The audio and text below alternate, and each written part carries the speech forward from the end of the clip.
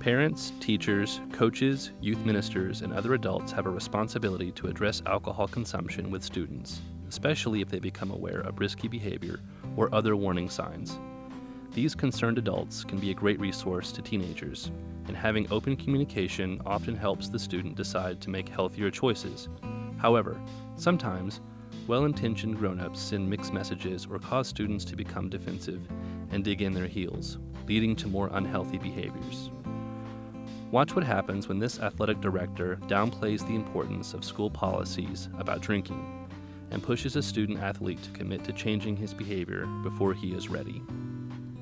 All right, Chris, so I need to talk to you because, as you know, we have a zero tolerance policy for drugs and alcohol at this school, and as athletic director, it's my job to check in with our student athletes and make sure everyone's adhering to that rule.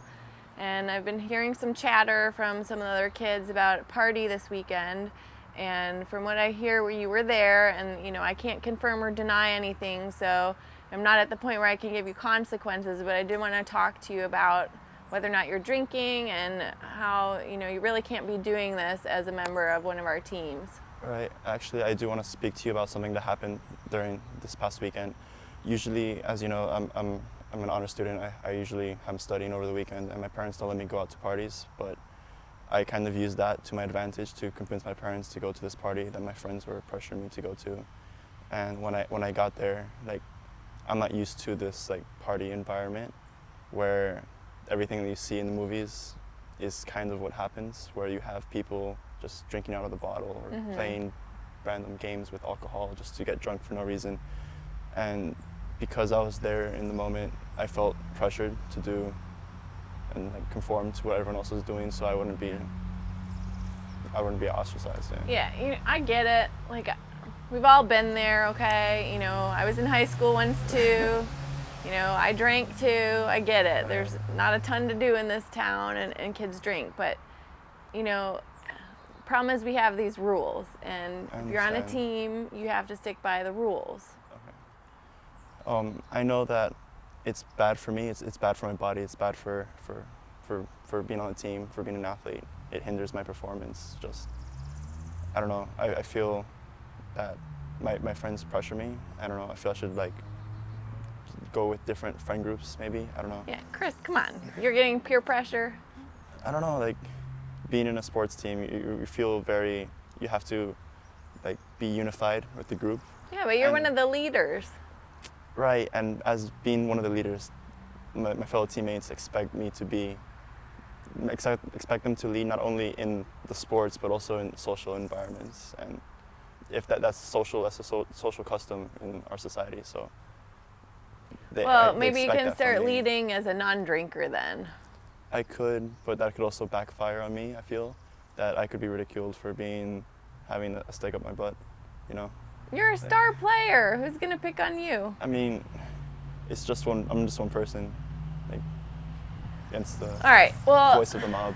Yeah, so the issue again is I can't be hearing reports about you drinking. I can't be hearing that you're at parties. You can't be seeing pictures on Facebook, There are rules at this school, and in my job, I have to enforce them. So, like I said, I get it. I understand. I know what it's like. I get that you want to have fun. It's your teenage years. I get that. But, you are a star player. We want to keep you on the team. We got to figure out a way to get through this. Okay. Well, I'll dedicate the time not to party and not party, but you get involved with alcohol to that extent and have it publicized on the internet. What do you mean? On Facebook, all the pictures that you saw on the internet. I'll avoid those situations where I have to go to a party where I feel pressured to actually drink alcohol and allow what I do in my own private time put on the internet so others can see, even though. All right. Yeah, we got to have a deal here if you're going to be on the team, okay? Right. I'll stop. All right, you promise? I promise. All right. Shake? Shake. All right.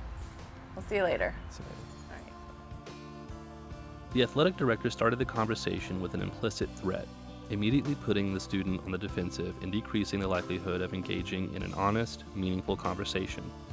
She tried to build rapport by talking about her own drinking history, but really only succeeded in giving him the message that underage drinking just isn't that big of a deal. By focusing on the rules as the main reason to quit drinking, she prevented any discussion of what benefits Chris might experience from making a change, and decreased the likelihood that he would view abstinence as a valuable goal for himself. Whether purposely or not, the athletic director also discounted the student's concerns about peer pressure, causing him to reassert himself and argue why it is important for him to drink alcohol. Near the end of the encounter, it becomes apparent that Chris feels pressure to tell her what he thinks she wants to hear. In order to bring the conversation to an end, he quickly states that he has decided to quit drinking. Unfortunately, his body language and tone make it apparent that he has no real intention to change.